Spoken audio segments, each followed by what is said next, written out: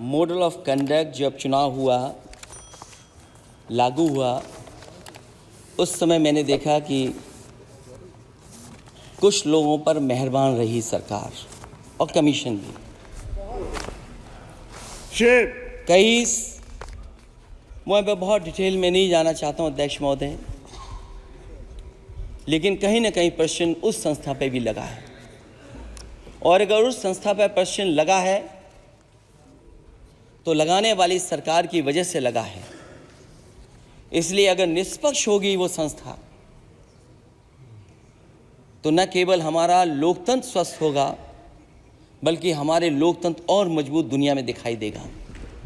अध्यक्ष महोदय, ईवीएम पे मुझे कल भी भरोसा नहीं था, आज भी नहीं भरोसा। मैं 80 के 80 सीट जीत जाऊं तब भी नहीं भरोसा। और मैंने अपने चुनाव में कहा था अध्यक्ष महोदय कि ईवीएम से जीत करके ईवीएम हटाने का काम करेंगे। न ईवीएम का मुद्दा मरा है, न जाएगा खत्म। जब तक ईवीएम नहीं हटेगी हम समाजवादी लोग उस बात पर अड़ग रहेंगे। उत्तर प्रदेश अध्यक्ष महोदय वो प्रदेश है जिसने सरकार बीजेपी की बनवाई, एक बार नहीं 2 बार बनवाई, और उसी उत्तर प्रदेश के साथ कितना बड़ा भेदभाव, उत्तर प्रदेश के साथ बड़ा भेदभाव। मुझे याद है वो दिन जब प्रधानमंत्री जी एयरफोर्स के सबसे भारी वाहन हवाई जहाज से उतरे थे सड़क पर। वो अलग बात है कि उस प्रदेश के मुख्यमंत्री उनके साथ नहीं बैठ पाए थे, लेकिन वो एक्सप्रेस वे जो बना था और आज भी जो उत्तर प्रदेश में बन रहे हैं वो उत्तर प्रदेश के बजट से बन रहे हैं। लेकिन दिल्ली की तरफ से कोई एक्सप्रेस वे अभी नहीं दिया गया है।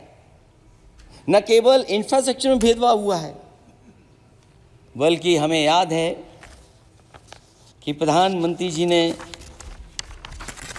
बड़े पैमाने पे गांव गोद लिए थे। और सोचिए, अगर देश के प्रधान सांसद अगर किसी गांव को गोद ले लें और उस गांव की तस्वीर न बदले तो शायद मैं नहीं समझता हूं कि किसी गांव की तस्वीर 10 साल में बदली होगी। मुझे वो गांव जिसको उन्होंने गोद लिया,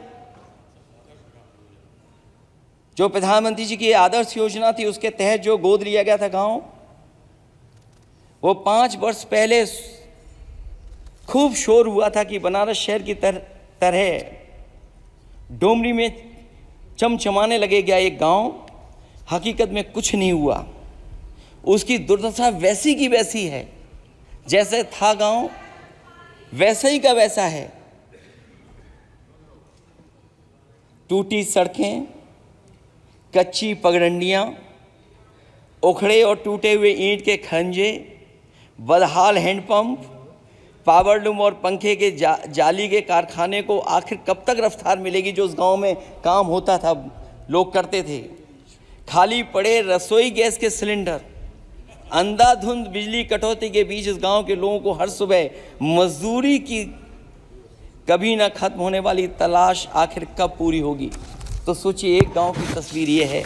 जो गांव कभी गोद लिया गया था उस गांव की भी तस्वीर नहीं सुधर पाई है।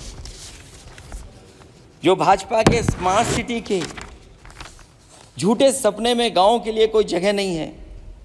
अपने गांव गोद लेने की जो बात कही थी, क्या वो भी जुमला था अध्यक्ष जी? पता नहीं जिस गांव को गोद लिया था उसका नाम भी किसी को याद है कि नहीं। मैं नाम पूछ करके किसी को शर्मिंदा नहीं करूंगा, क्योंकि अगर नाम याद है तो ये तो और भी बुरी बात है कि अपने नाम याद रखने के बावजूद भी कुछ नहीं किया।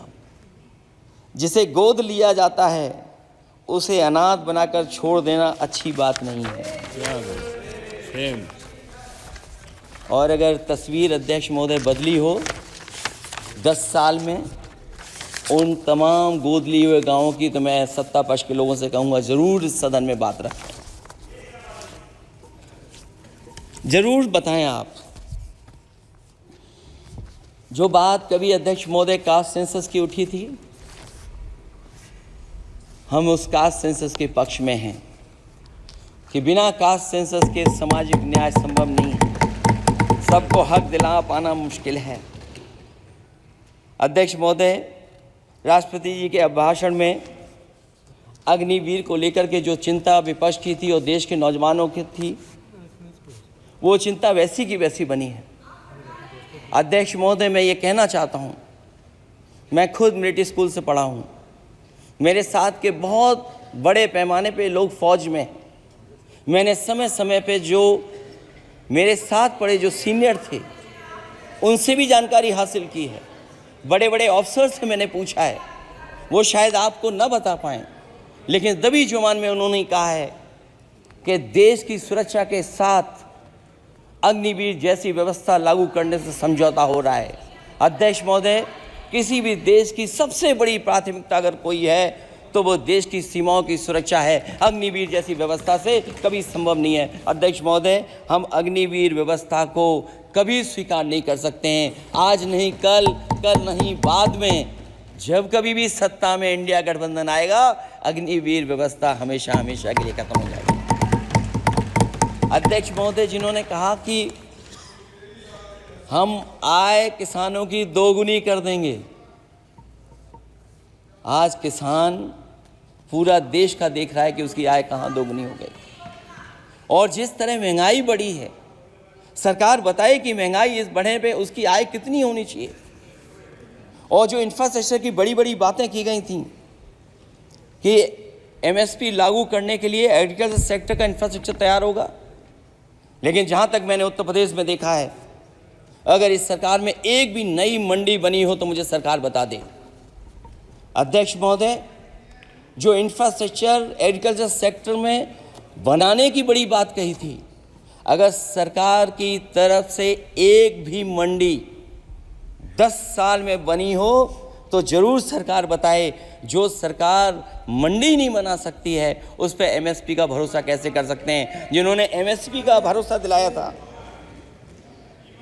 हम अध्यक्ष महोदय आपके माध्यम से यही कहेंगे कि जो राष्ट्रपति के अभिभाषण में लीगल गारंटी एमएसपी को मिलनी चाहिए थी, वो क्रॉप्स को नहीं मिली है। न केवल फसलों को मिले बल्कि हॉर्टिकल्चर क्रॉप्स को भी एमएसपी देने का फैसला हो, जिससे कि हमारा किसान खुशहाल हो सके।